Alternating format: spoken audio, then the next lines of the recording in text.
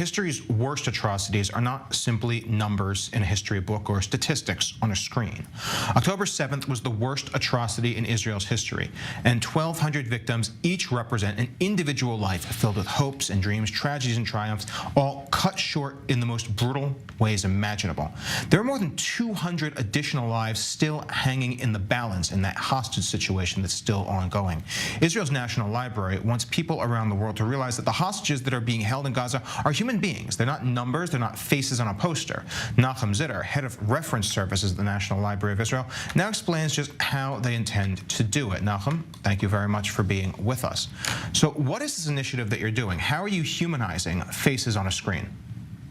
The initiative started with the executives of the library saying we have to do something to keep them alive in our understanding and the general public. We wanted to use the library space for the readers who come. So we've added one of our staff members curated this exhibition, took over 200 chairs with the faces of the hostages.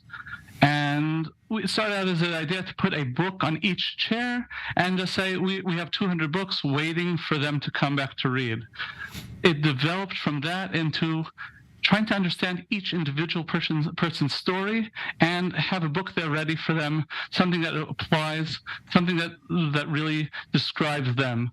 So for instance, I have a book here by Faraya Rotem, who was taken into as a hostage together with her daughter. We put the book Not Without My Daughter, which describes a woman stuck in Iran who did not want to leave without her daughter.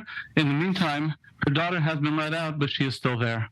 And the way we went about, I'll describe a few other books later, but the way we went about this, we asked the families to give us names of books that are important for their families, to give us information.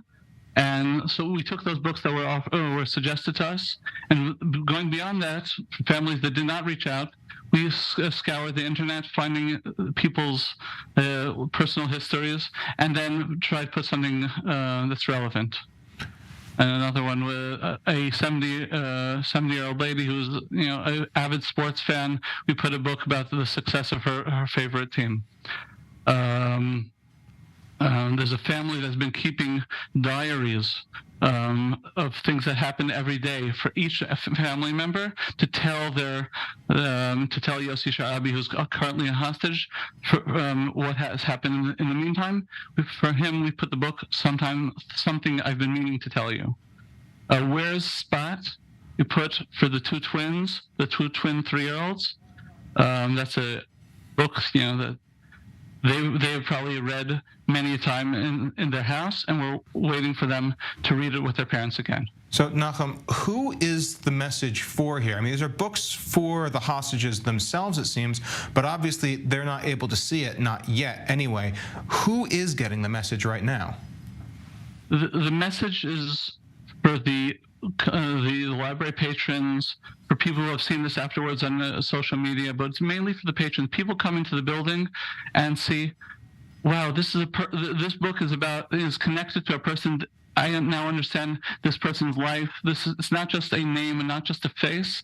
This person has a whole life that is being described that comes alive by connecting to this book.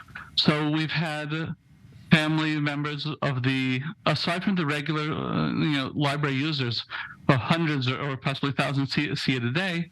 We have people coming in specially to see this, to look for their loved ones or their friends, and see which books were placed there, how it brings them to life.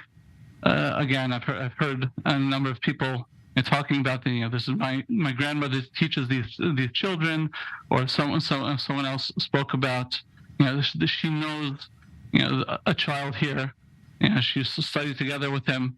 And it's very meaningful for them to see not just the face, not that we're keeping that information alive and well. That's those faces you can see everywhere, but this really gives them a little piece of their life, looking inwards and saying this is a real person. It's important to keep him in the public eye.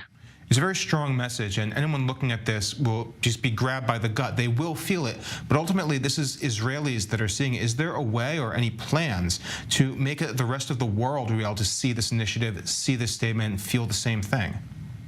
We've uploaded a short blog post, and I think it will be published even greater in the next coming days. News articles are getting out about this. Social media is definitely spreading it around farther and farther. And we definitely want to develop this. We're also working on, we've taken pictures of each chair, each individual a chair with its book on it, with the accompanying face, and we're going to put them, with family's permission, up on the web, and that way it gives also a digital presence and a future digital presence as well.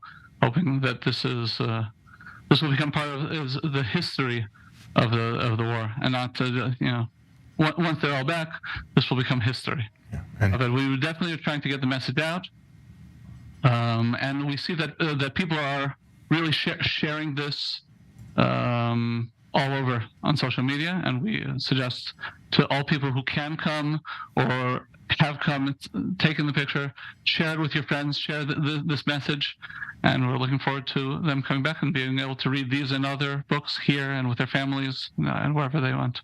A book that a personal story that touched me, I was involved.